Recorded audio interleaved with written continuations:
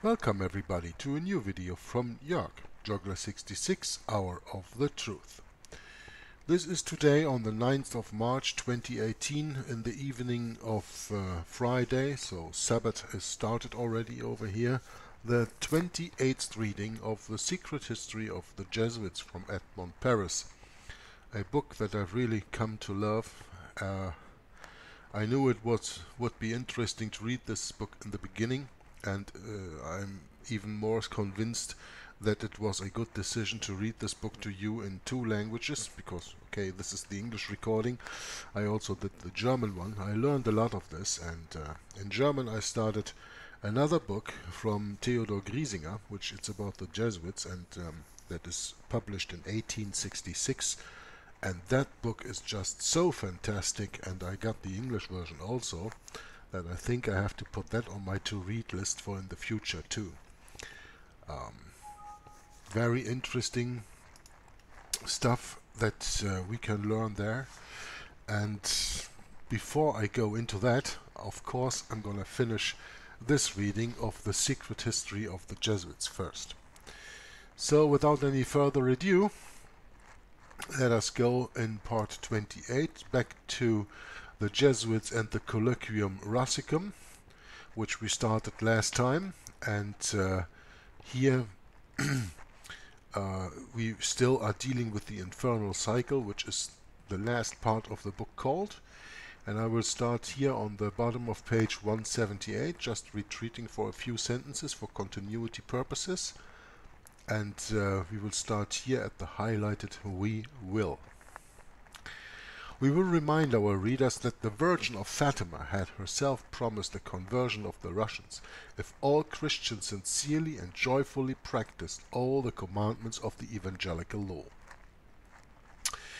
You remember that I told you last time that it is absolutely important that you read the book Queen of Islam, Queen of Rome, Queen of All, which I probably will do in the future too on this channel, but you are of course free to get that book, download that for free on the internet and read it for yourself, because I think it is very important that you always do your own studies. We want to put out, the author continues, that according to Jesuit fathers who are great specialists in miraculous matters, the celestial mediator recommended as especially effective the daily use of the rosary. Celestial mediator, if anybody thinks of that of Jesus Christ of the Bible, no, because he never recommended as especially effective the daily use of the rosary. So we are speaking here about, of course, of another celestial mediator, not of Jesus Christ. This promise from the Virgin had even been sealed by a, quote, dance of the sun, unquote, a wonder which occurred again in 1951 in the gardens of the Vatican for the benefit of His Holiness Antichrist Pope Pius only. So that was a personal performance the sun gave only for the, quote unquote, Holy Pope. Nevertheless, the Russians entered Berlin, in spite of the crusade called for by the Pope, and until now the fellow countrymen of Mr. Khrushchev have not shown any eagerness, as far as we know, to appear before the doors of St. Peter in penitent garb with the halters around their necks. What went wrong? Had Christians not told sufficient heads on their rosaries?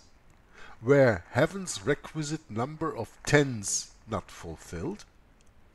We would be tempted to believe this to be the cause if there wasn't that rather scabrous detail in the wonderful story of Fatima.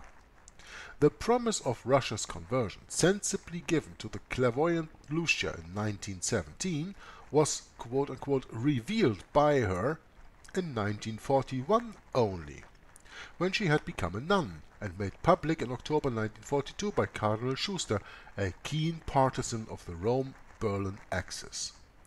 It was made public by request, or shall we say order, from Antichrist Pope Pius XII, the same Pius XII who, 3 months later, expressed the aforementioned call for a crusade. Very, quote-unquote, enlightening indeed.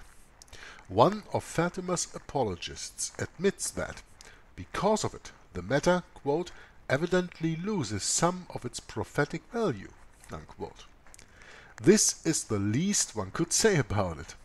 A certain canon, great specialist in the matter of the Portuguese miracle, tells us in confidence, quote, I must confess that, as far as I am concerned, it is only with great reluctance that I added to my first editions the text revealed to the public by His Eminence Cardinal Schuster, unquote.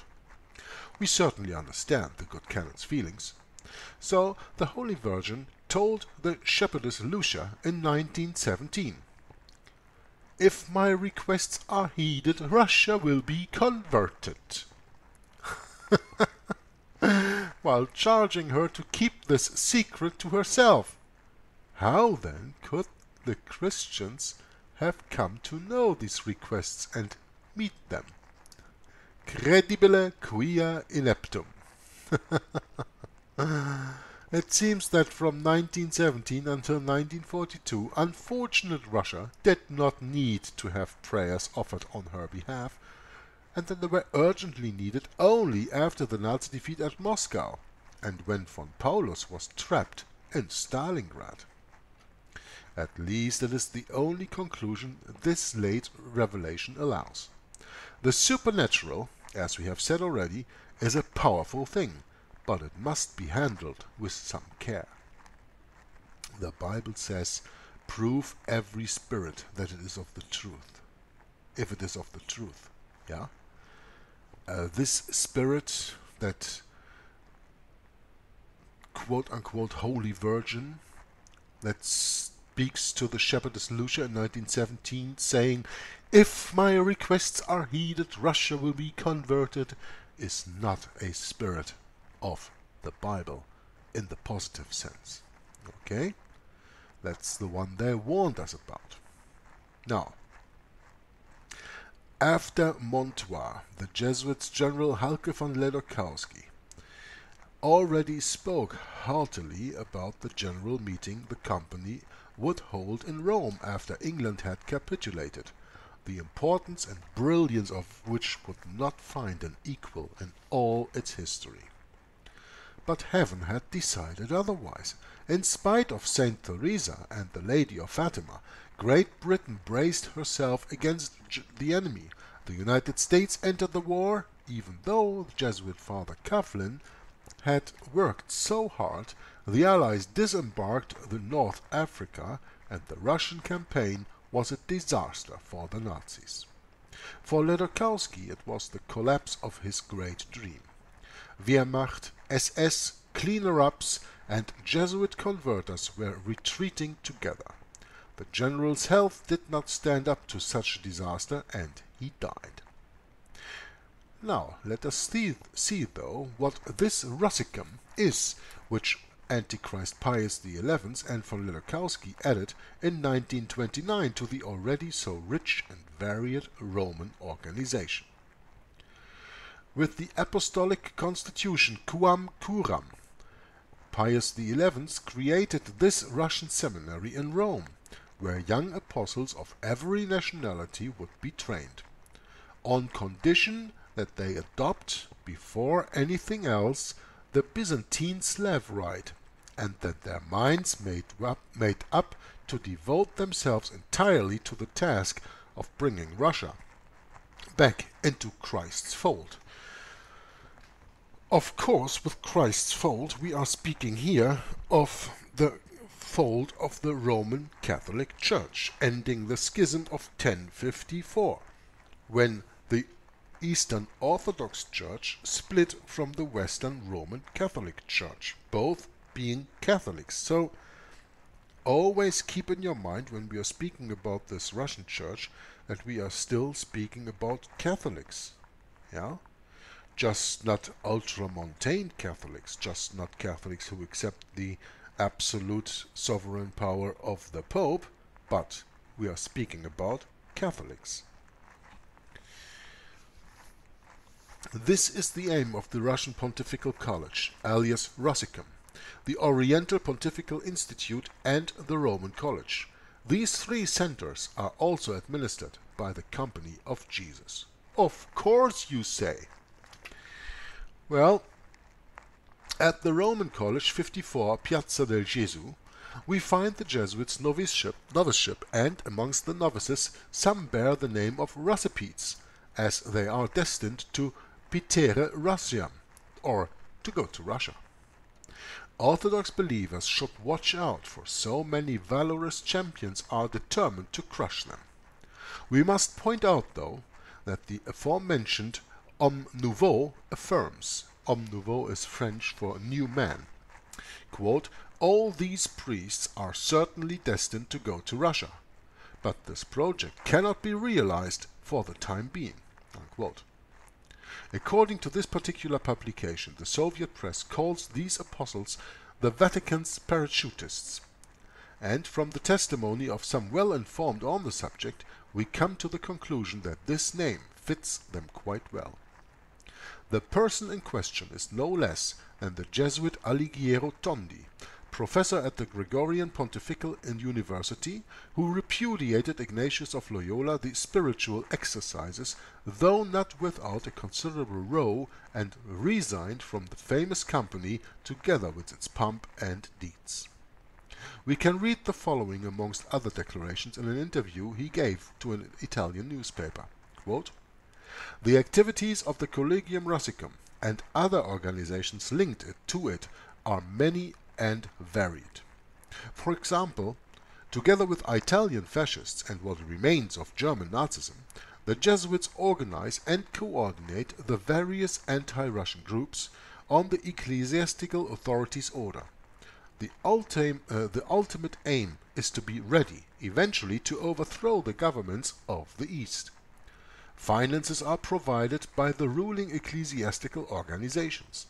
This is the work the leaders of the clergy apply themselves to. These same ones would readily tear their cassock apart out of grief when they are accused of meddling in politics and urging the bishops and priests of the East to conspire against their governments. When talking to the Jesuit Andrei Urusov, I said that it was disgraceful to affirm in the Osservatore Romano, the Vatican's official voice, and in other ecclesiastical publications, that the unmasked spies were martyrs of the faith. Urusov burst out laughing. What would you write, Father? He asked me. Would you call them spies, or something worse? Today, the Vatican's politics need martyrs. But, at the moment, martyrs are difficult to find. So, they are fabricated. When we understand this sentence, when we understand this sentence well enough, and we transport it into the time that we live in today, 2018, what can we make out of this? The Vatican's politics need martyrs. But martyrs are difficult to find, so they are fabricated. Have you ever thought of 9/11? Those Muslims who allegedly hijacked these planes and flew into the towers, allegedly, were martyrs, right? How many martyrs do we have in our world today when you think about all the different false flags? Fabricated. Think about it. But the author continues, yeah, this is a dishonest game. He shook his head ironically. You're ingenious, Father. Because of your work you should know better than anyone else that the Church's leaders have always been inspired by the same rules. And what about Jesus Christ? I asked. He laughed. One must not think of Jesus Christ, he said. If we thought of him, we would end up on the cross. And today, the time has come to put others on the cross and not to be hoisted on it ourselves. Unquote.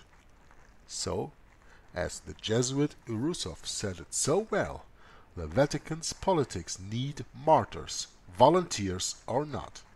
It created millions of them during 2 world wars. Among them 6 million Jews, among them many others during these world wars and after these world wars. Whenever the Roman Catholic Church goes out to kill in the name of the Lord, but under a disguise of regime change and everything else, all they do is producing martyrs. Think about that. We've come to chapter 8. Pope John the 23rd removes the mask. Still in the infernal cycle. Out of all the fictions generally accepted in this world, the spirit of peace and harmony attributed to the Holy See is probably the most difficult to root up, as this spirit seems inherent to the nature of the apostolic magister itself. In spite of the lessons of history not fully known or too quickly forgotten, the one who calls himself Christ's vicar must necessarily incarnate, in the eyes of many, the ideal of love and fraternity taught by the gospel. Does not logic as well as sentiment want it so to be? In reality, the events make us realize that this favorable presumption must be greatly abated, and we believe that it has been sufficiently demonstrated. But the Church is prudent, as we are often reminded, and it is seldom that her real actions are not surrounded by the indispensable precautions which will take care of appearances.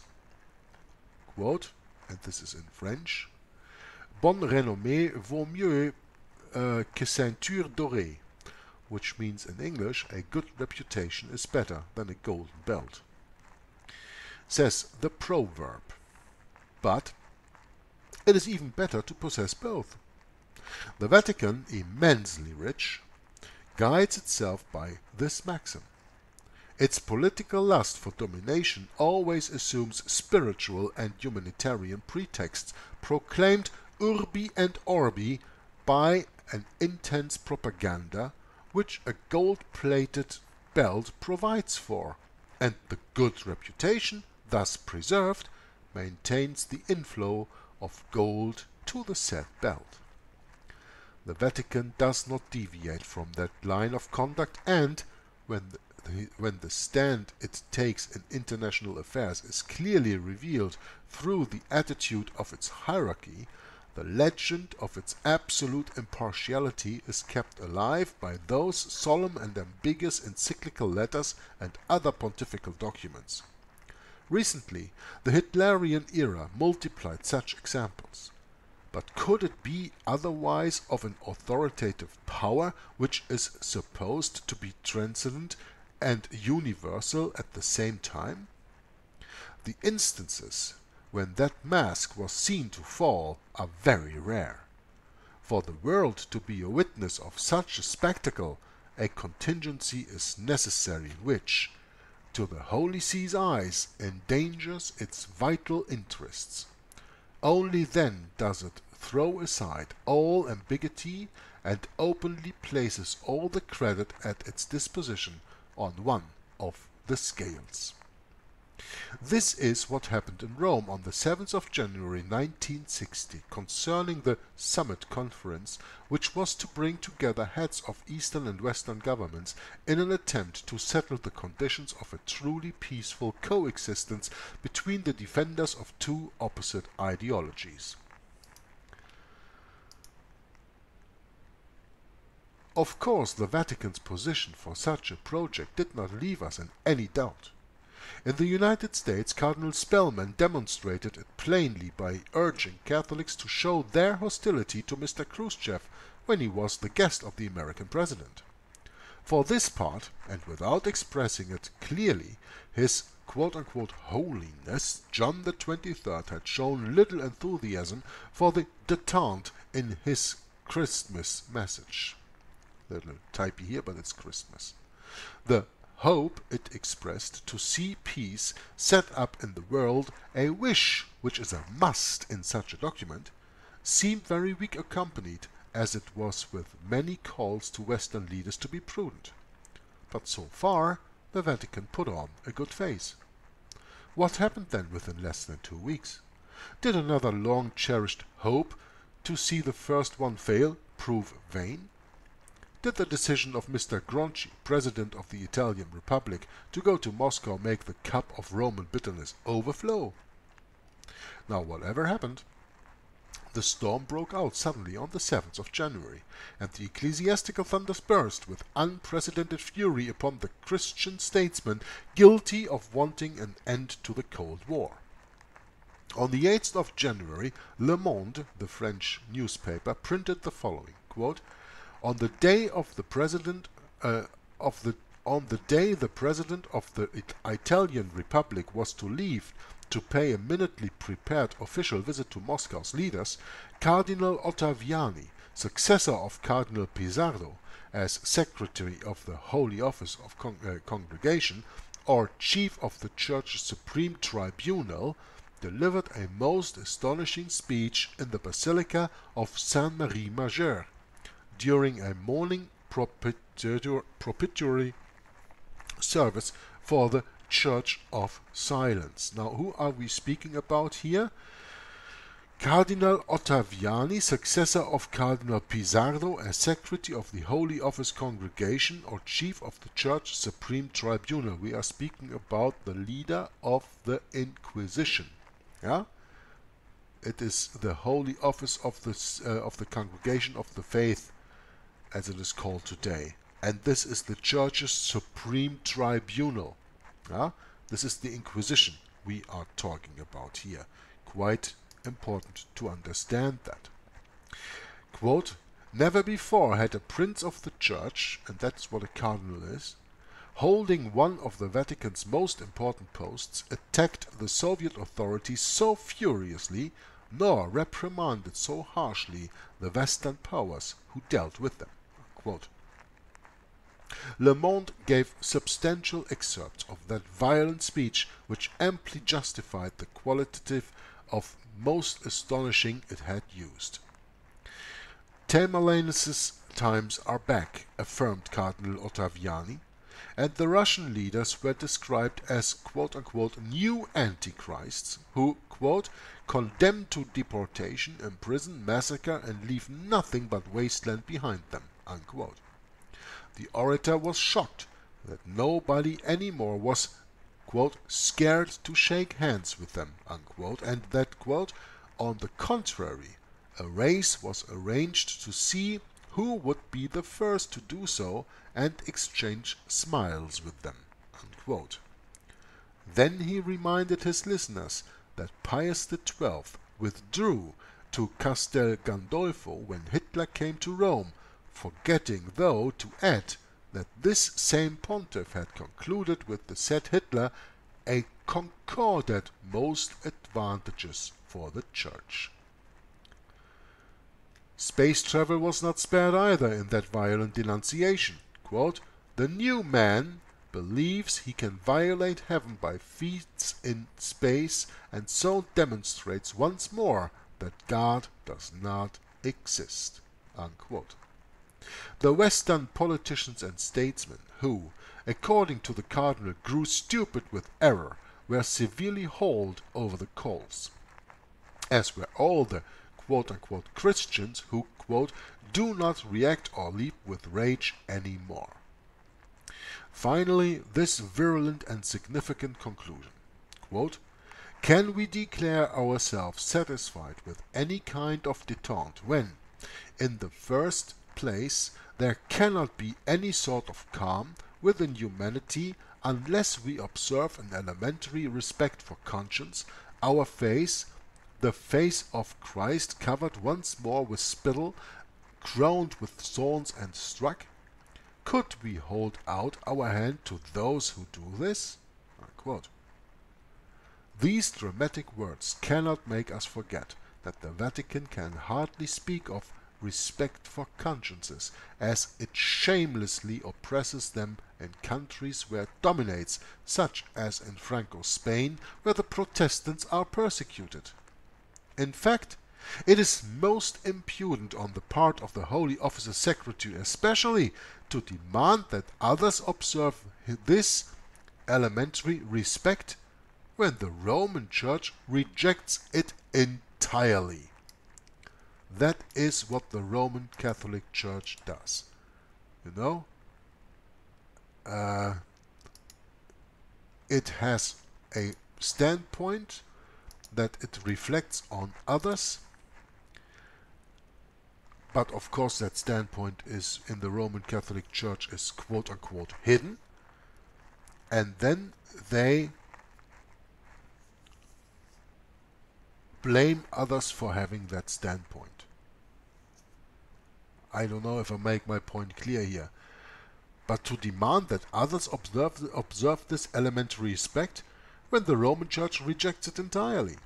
How can you ask of someone to have respect for something that you don't even respect yourself, you know? But that they don't respect these things, of course, is more the hidden agenda and not out in the open.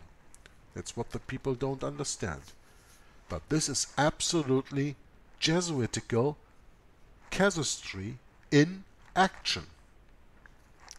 The encyclical letter, the author continues, Quanta Cura and the syllabus. We are speaking about Quanta Cura is from Pope Pius IX, and the syllabus of errors is from Pope Pius IX of 1864. The encyclical letter Quanta Cura and the syllabus are explicit. Anathema on the one who says every man is free to embrace or profess the religion his judgment considers to be right. This little point I learned from Tom Frass from Inquisition Update, who you probably know very well from a lot of videos that I put up, and probably even from First Amendment Radio, however you know him, as long as you know Tom Frass and his ministry Inquisition Update.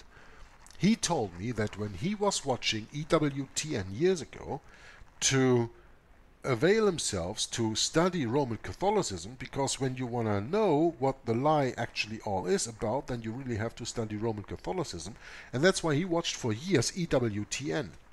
And he said that there was a show that he saw, and don't quote me verbatim on this, but I think it was that he said that Raymond Arroyo had Cardinal Newman on, and that Cardinal Newman said that no man has the right to choose his own religion. That is the standpoint of the Roman Catholic Church. And as you can see, this is right taken out of the encyclical letter Quanta Curam and the syllabus of errors. Anathema on the one who says every man is free to embrace or profess the religion his judgment considers to be right. So that means I, Jörg, am anathema because God calls me to Him and to adhere to His written word, the Bible, and that I have a personal relationship with Jesus Christ. Therefore, I am anathema because I, quote-unquote, embrace and profess the religion that in my judgment considers to be the right. That makes me anathema for the Roman Catholic Church. When I am anathema, that means everybody is free to kill me. Yeah? It's very important to understand this sentence. This is written in the syllabus in Article 15, the book says here. Anathema on the one who says every man is free to embrace or profess the religion his judgment considers to be right. I have to highlight this. Absolutely. This is absolutely a key sentence of what we are reading here today. Yeah? How about... Listen, I'm speaking most of the times to Americans, right? With these videos, at least I think. How about what we just read in the light of freedom of religion, religious liberty, religious freedom, however you want to call it, that was put into your constitution. Isn't that the absolutely opposite of that? On the one hand, you have freedom of religion, means that you have the choice to choose your God that you want to worship. There's only one God, but that's another case. So you are free to do that and to worship that God in the way that He commands you to do. That's freedom of religion in the United States of America, isn't it? When you're a Methodist and you want to worship the way that the Methodists want to worship, nobody is hindering you to do that. Or shouldn't hinder you, because you have freedom of religion. When you're a Seventh-day Adventist, you can worship the way the Seventh-day Adventists want you to tell you. When you're a Lutheran, you do it the Lutheran way. When you're a Muslim, you do it the Quran way. When you're a Buddhist, you do it the Padama way. Whatever you want to do. That is freedom of religion. Okay, when that is freedom of religion, then what do we read here? Why does it say in the syllabus, anathema on the one who says every man is free to embrace or profess the religion his judgment considers to be right? This is absolutely opposed to freedom of religion. Why? Because that freedom of religion is only a outside policy the Roman Catholic Church speaks of, but when the shit hits the fan, how are they gonna say that? When it really comes to the point, when it gets down to the nitty-gritty, the Roman Catholic Church is absolutely opposed of religious freedom. And everything that they publish within their own ranks confirms this, like Article 15 in the Syllabus of Errors, what we read here. Of course, now you say, but yeah, Jörg, the Constitution was not written by Catholics. No? Read Rulers of Evil again. Read The Ark and the Dove again from J. Moss Ives, and you will get a completely different understanding of who founded your nation and what are the reasons. Anybody who tells me that Roman Catholicism did not found the United States of America did not understand Revelation 13. Because it speaks of the United States of America as the second beast. Okay?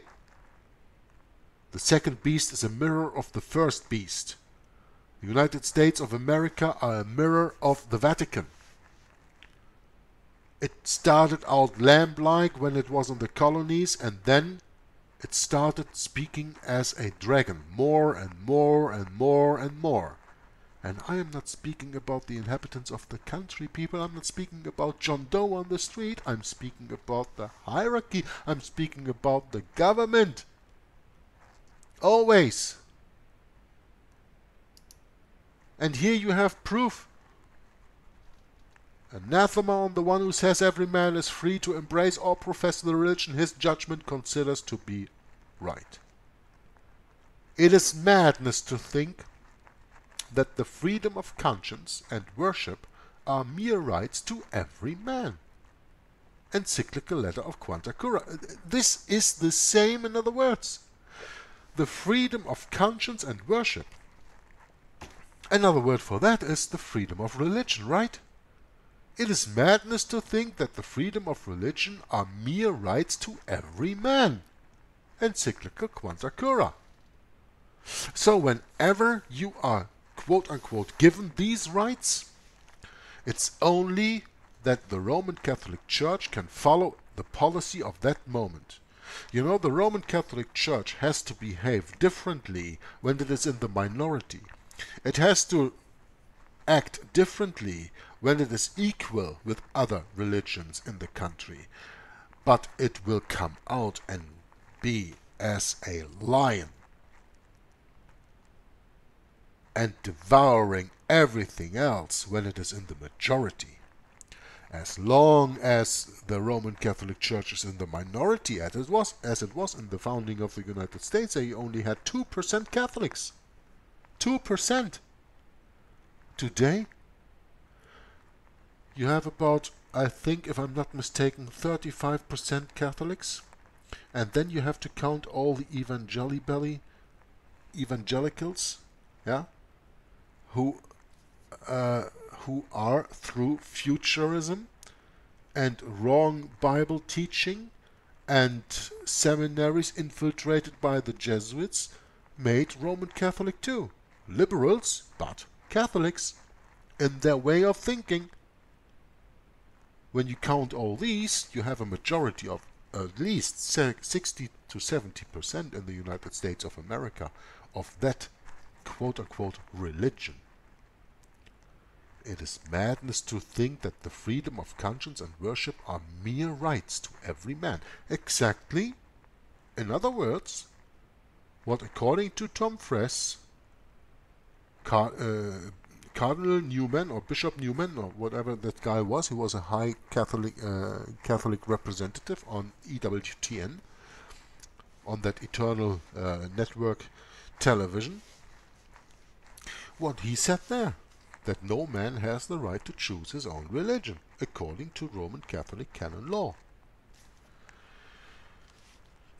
Judging by the way it treats quote-unquote heretics, it is no wonder that the Vatican systematically condemns all attempts to come to terms between Christian states and those who are officially atheistic.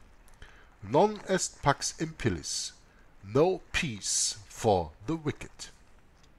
And Jesuit Father Cavalli, like many others before him, proclaims that this intransigence is the Roman Church's most imperative law.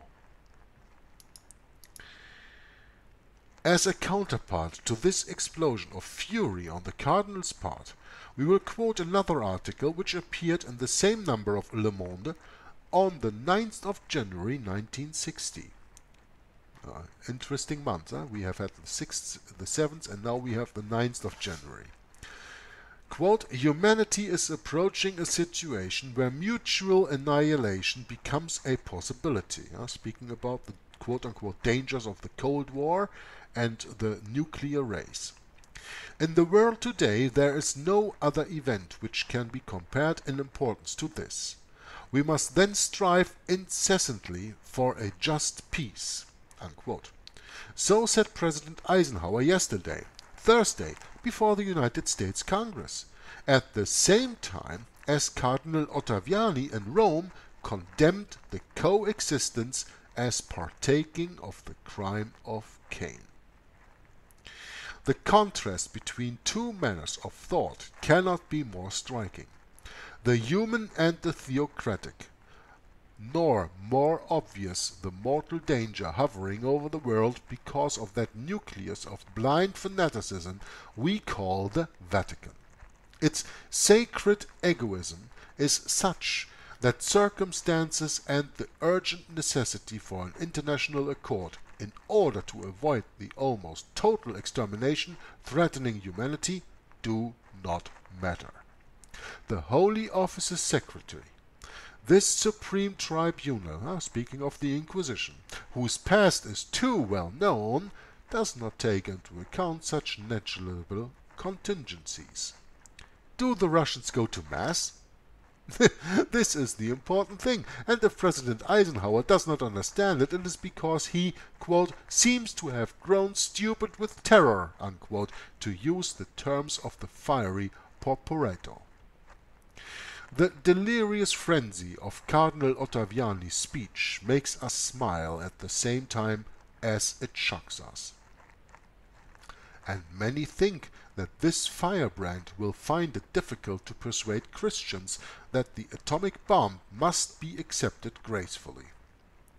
But we must be on our guard. Behind this spokesman of the Holy See, there is all the pontifical organization, and especially this secret army of Jesuits not made up of ordinary soldiers. All the members of that famous company work within the corridors of power, and their action, without making a great deal of noise, can be singularly effective, that is to say, evil. A rumor was spread that Cardinal Ottaviani's brutal stand was not the exact reflection of the Holy See's thought, but only that of one of the so-called integrists' claim. The Catholic press in France at any rate tried to attenuate the import of that violent speech, and La Croix in particular only printed a short extract from which all violence had been omitted. Wise opportunism indeed, but it could not deceive anyone.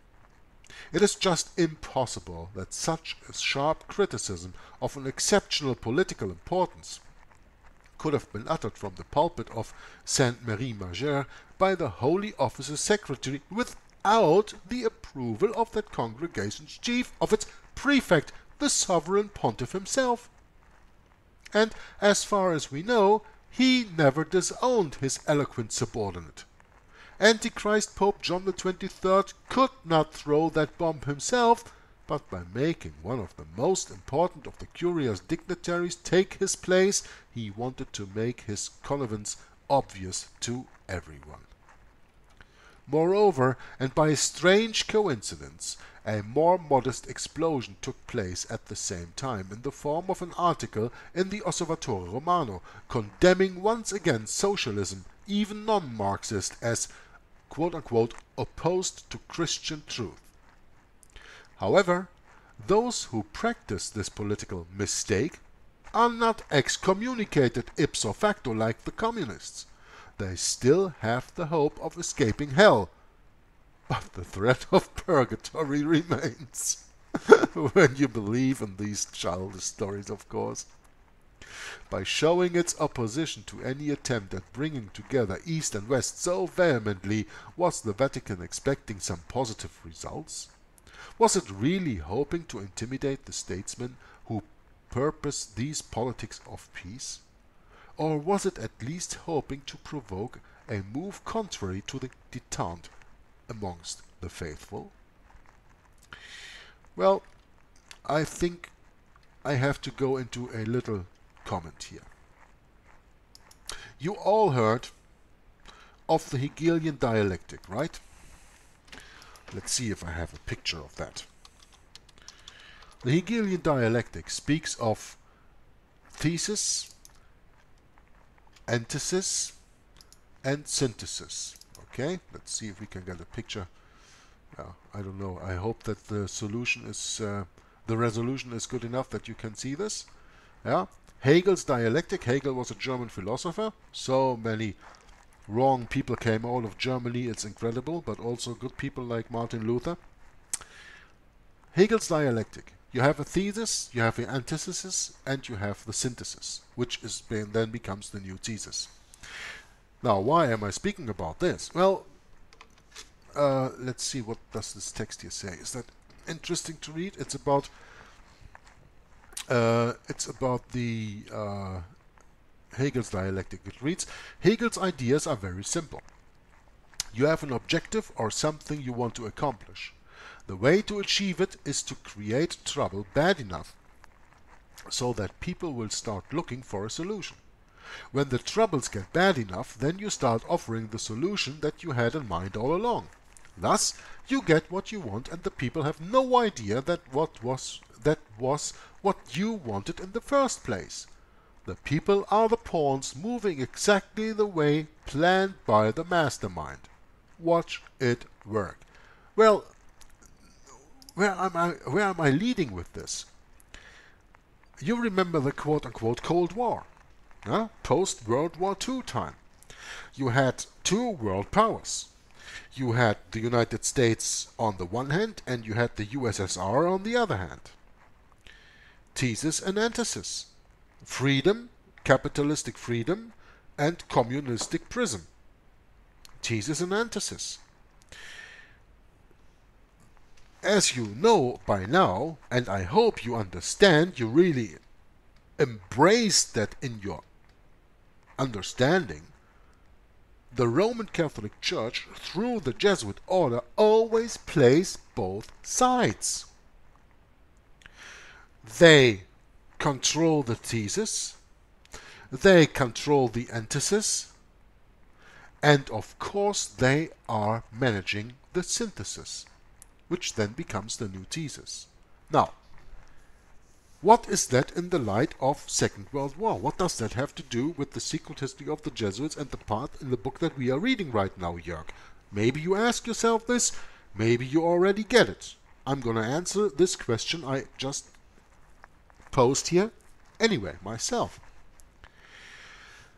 America, capitalistic freedom on the one hand, and Soviet Russia, communistic prison on the other hand, thesis and antithesis. And in the end of the 1980s, with the Holy Alliance between Pope John Paul II and the American traitor President Ronald Reagan, you had the Holy Alliance to bring down Soviet Russia, or the Soviet Union, Communist Soviet Union. And they did that. In 1989, the German wall fell in Berlin, all the borders got open, and communism fell in the next few years. So you only had one world power over. So it seems that the thesis, America, had won over the antithesis, communism. It seems that way. Well, the problem is that nobody understands that thesis and antithesis both have to go away to form the new synthesis. We are now in the post-communistic time, and we are in the time where now the thesis has to go. The thesis here, this is United States of America, this is our Western lifestyle, this is our Western Christianity, and this is even our real Christianity, Bible Christianity. And here you have everything that is opposed to this. In the antithesis, you had communism, which is atheism. Now this one is quote-unquote gone. Now this one has to go, and then you merge these two, and then you get the synthesis. You get your new one, and that is your new world order. Do you get it? It's all about Hegelian dialectic. The one has to go, then the other one can go, and from two things vanished you produce one new. Thesis, antithesis, synthesis. Explaining the New World Order has never been easier than that, at least in my mind. And what we are reading right here in the secret history of the Jesuits is exactly that. By showing its opposition to any attempt at bringing together East and West so vehemently, was the Vatican expecting some positive results? Was it really hoping to intimidate the statesmen who pursue these politics of peace? Or was it at least hoping to provoke a move contrary to the detente amongst the faithful? By showing its opposition to any attempt to bringing together East and West. Bringing together communism and capitalism. And out of that emerges the new synthesis, the new world order. As unreasonable as such a hope may seem, the author continues, it may well have haunted these clerical minds. Their peculiar views are bound to produce such illusions. What's more, these soothsayers, they could not have forgotten a certain illusion used for so long to deceive those who trusted them, and which they apparently shared. We are referring to Russia's conversion, apparently announced at Fatima by the Holy Virgin in person in 1917, to Lucia the shepherdess, who eventually embraced holy orders and testified of it somewhat late in 1942 in the memoirs she wrote at her superior's request.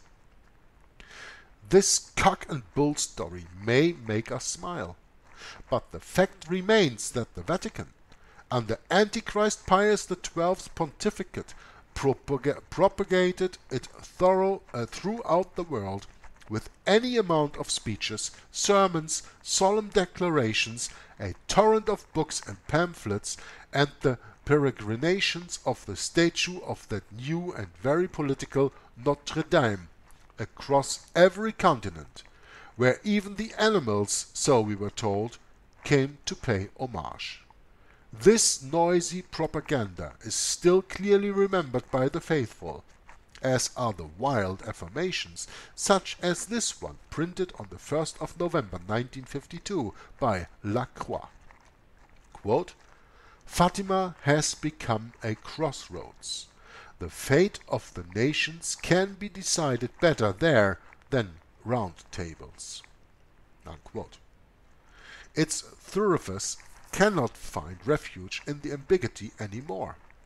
The alternative is perfectly clear: détente or Cold War. The Vatican chooses war and does not hide the fact.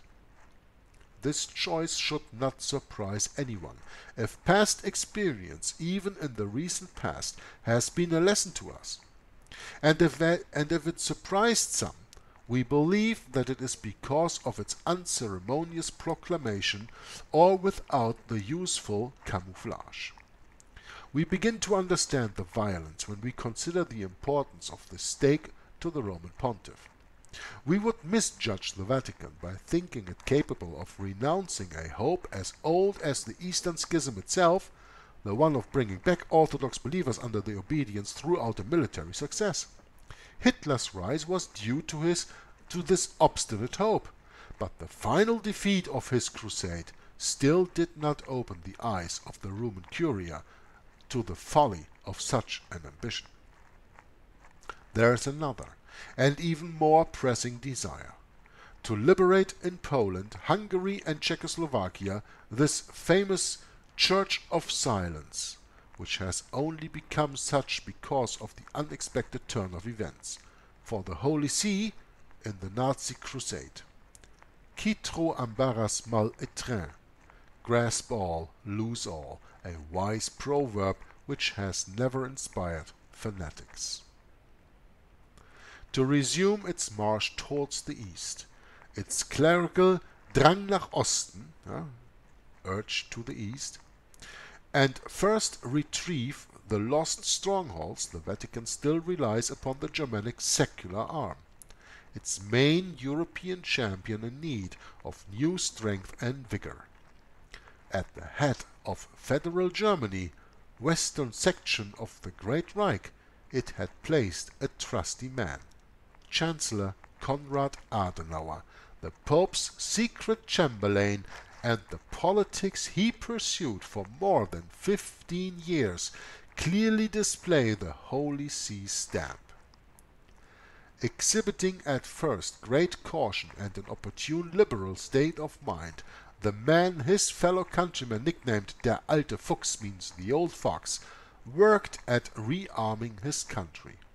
Of course, the moral rearmament of the population and of the German youth in particular was an imperative supplement to the first. Now, the author doesn't speak about this here, but I have to tell you, of course. Konrad Adenauer was a member of the CDU, the party which Merkel is Chancellor of since 2005. The CDU has its roots in the Zentrum Party, the Center Party.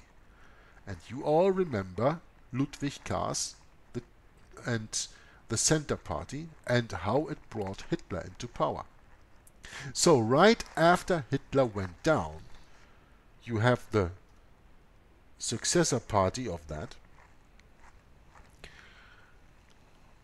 and doing the same politics all over again, but with another person on the top. Less fanatic than Hitler, but still the same policy. And it took some more time for the Jesuits to infiltrate all the other German political parties after Second World War. And when that was achieved, also the socialists could rule. At the end of the 1960s, Willy Brandt came to power as the first socialist chancellor of Germany, and after him Schmidt, and then the clock again went to the right with Kohl, and then it went to the left with Schröder, and then it went to the right with Merkel, and there where it is still today, well, No, because today we have the quote-unquote great coalition between the CDU right and the SPD socialists on the left. But the people who were put in power in Germany right after the Second World War came from the CDU, which stands for the Christian Democratic Union, which is the successor party of the Center Party, which helped Hitler into power. We should always remember that. We still have a few minutes to go, so I'm gonna continue reading here. That is why important posts in the ministries and administrations of Western Germany are held by many individuals with notorious Hitlerian pasts. The list is long, and captains of industries such as von Krupp and Flick, who had not long since been condemned as war criminals, direct again their gigantic works, which were restored to them. The end justifies the means, and this end is clear enough. To forge Siegfried's new sword, the arm necessary for revenge, a revenge which would be shared by the Vatican. It is then with a perfect synchronism that the Chancellor Chamberlain, during an interview given to a Dutch periodical, echoed the fulminating speech Cardinal Ottaviani had just expressed. Quote, "The peaceful coexistence of nations whose views are totally opposite is just an illusion which, alas, still finds too many supporters." Unquote. So this must come from Adenauer then, I guess. Elsevier's Weekblad, quoted by Combat, 11th of January 1960. Yeah. You know, what I think is very important that we understand that the author writes here that Adenauer, the first Chancellor of the Western German Republic after World War II, was a secret Chamberlain to the Pope. Do you also remember who was another secret Chamberlain to the Pope? Franz von Papen, the power behind Adolf Hitler before and during the Nazi reign. Also a secret Chamberlain to the Pope. Now, anybody who does not see this pattern is anybody that I cannot help with this reading, is anybody that cannot be helped by any reading of anything. When you don't see this, then you are just having eyes to see, but you don't see, having ears to hear, but you don't hear. Peaceful coexistence of nations whose views are totally opposite is just an illusion which, alas, still finds too many supporters. That is a very interesting quote to stop this reading here today. And maybe we go on with this next time and go a little bit into more study of this quote. The peaceful coexistence of nations whose views are totally opposite is just an illusion. So how can Soviet Russia, or the Soviet Union, the communistic Soviet Union, peacefully coexist with United States or Western capitalism? It couldn't. It is an illusion.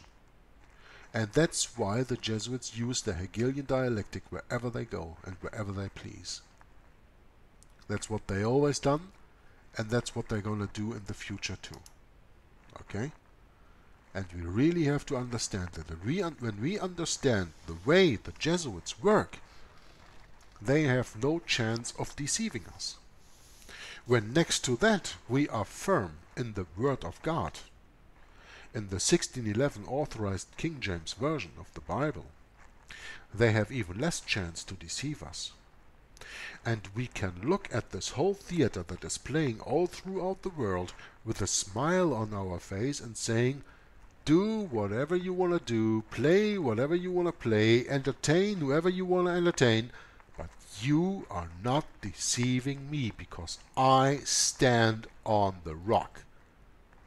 And in the end, the truth will prevail. Why? Not because I, Jörg, said so, but because God said so. Read the Bible. Who will win in the end? It is not Satan. It is not the Antichrist. It is not the worldly, the temporal, the civil power. It is the spiritual righteousness of our Creator God, Jesus Christ, that will overwin everything. Thanks for watching, listening, commenting, and until next time, Jörg from Juggler 66 signing off. God bless you. Bye bye. Especially I work in dealing with the infiltration of churches and religious institutions as well as government. That cover a tremendous number of institutions. And the purpose of that infiltration was what for? Well, the purpose is what the Roman Catholic system has all the time as her own purpose, is to infiltrate, to penetrate all the areas of life where the Roman Catholic can have control and access for the coming world government. Simply put, this country and this world benefit from your commitment to Jesuit principles, to being men. As a graduate of another great Jesuit institution, Xavier University, I have great affection for the value and purpose of a Jesuit education. What that means is, in preparation for that world government, the Roman Catholic institution, especially since the establishment of the Jesuit order in 1541, throughout all these 500 years, they've been in preparation and through infiltration and penetration of every level of society in order to take over the world politically and religiously.